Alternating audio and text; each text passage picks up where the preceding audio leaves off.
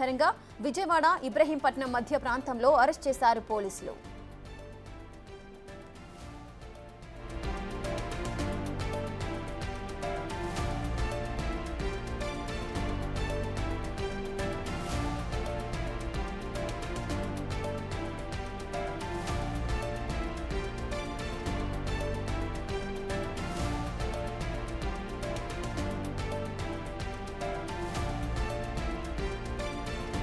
పూర్తి డీటెయిల్స్ మా executive editor Ashok అందిస్తారు.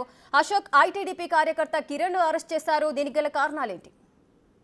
బేసిక్గా ఇది ఒక సంచలనం అని చెప్పాల్సి ఉంటుంది. సొంత పార్టీ కార్యకర్తని క్రియాశీలక కార్యకర్తని పార్టీ అధిష్టానమే అరెస్ట్ చేయించడం అనేది దేశ రాజకీయాల్లో ఇది ఒక సంచలనం అనే చెప్పాల్సి ఉంటుంది.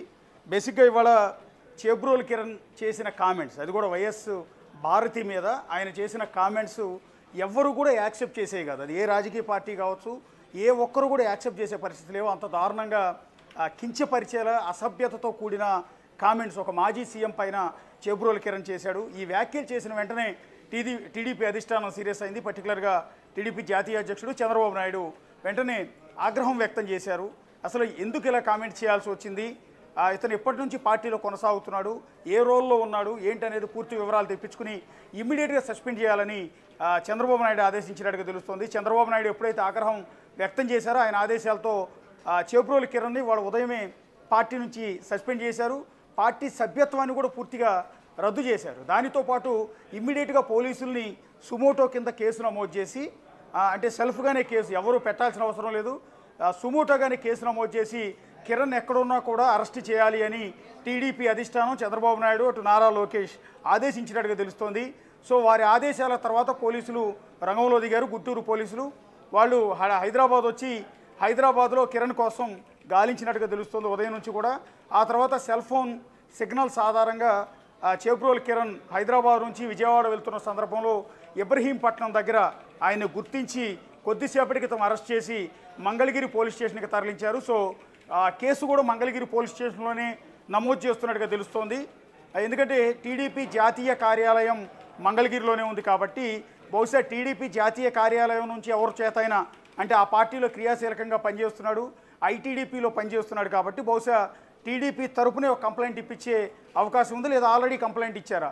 మనకు తెలుస్తున్న సమాచారం ఏంటంటే సుమోటో కింద పోలీసులే కేసు నమోదు చేశారని తెలుస్తోంది. టెక్నికల్గా ఉండాలి కాబట్టి ఎఫ్ఐఆర్ టీడీపీ పార్టీ కార్యాలయం ఇచ్చినట్టుగా కేసు నమోదు చేస్తారన్న సమాచారం అయితే తెలుస్తోంది. ఎందుకంటే ఇది పార్టీ పరువుకి సంబంధించిన అంశం. గతంలో నారా భువనేశ్వర్ని ఉద్దేశించి అప్పుడు వైఎస్ఆర్ కాంగ్రెస్ పార్టీకి సంబంధించిన ఎమ్మెల్యేలు అటు బయట వైఎస్పీకి సంబంధించిన మీడియా ఛానల్స్తోనూ అసెంబ్లీలో కూడా అత్యంత దారుణంగా కించపరిచేలా గతంలో మాట్లాడారు. అంటే సభ్యత మరిచి నారా భువనేశ్వర్ని ఉద్దేశించి నారా లోకేష్ పుట్టుక గురించి గతంలో వైసీపీ ఎమ్మెల్యేలే నేరుగా ఇలాంటి కామెంట్ చేశారు.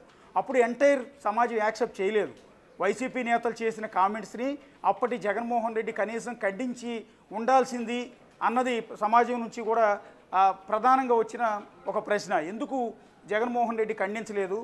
సొంత ఎమ్మెల్యేలు ఈ విధంగా భువనేశ్వర్ను ఉద్దేశించి కించపరుస్తూ ఉంటే, సభ్యత లేకుండా మాట్లాడుతూ ఉంటే పార్టీ అధ్యక్షుడిగా అప్పటి సీఎంగా ఉన్న జగన్మోహన్ రెడ్డి ఖండించి ఉంటే బాగుండేది, ఇంకోసారి అనకుండా కంట్రోల్ చేసి ఉంటే బాగుండేదని చాలామంది భావించారు. కానీ పార్టీ అధిష్టానం నుంచి అలాంటి సిగ్నల్ ఏది లేకపోవడంతో ఆ తర్వాత వైసీపీ శ్రేణులు సోషల్ మీడియాలో విచ్చలవిడిగా అత్యంత దారుణంగా భువనేశ్వర్ను ఉద్దేశించి లోకేష్ను ఉద్దేశించి పోస్టులు పెడుతూ వచ్చారు, కామెంట్లు పెడుతూనే వచ్చారు. వైసీపీ పాలన ముగిసే వరకు కూడా ఈ పరంపర కొనసాగుతూనే వచ్చింది. అంటే నారా భువనేశ్వర్ని కించపరిచేలా పోస్టులు పెట్టే పరంపర కొనసాగుతూనే వచ్చింది.